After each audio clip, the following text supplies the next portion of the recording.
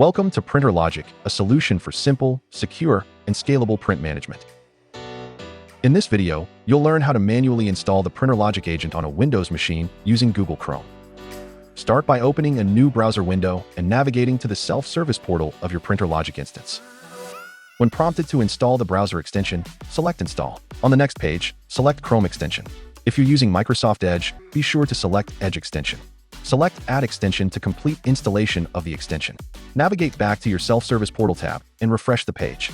Use the Install button. This will download the client installer to your computer. Run the installer to begin the setup process. At the end of installation, you'll be prompted to restart Microsoft Edge, even if it's not your default browser. Select OK to continue. Return to your browser and refresh the self-service portal page one more time.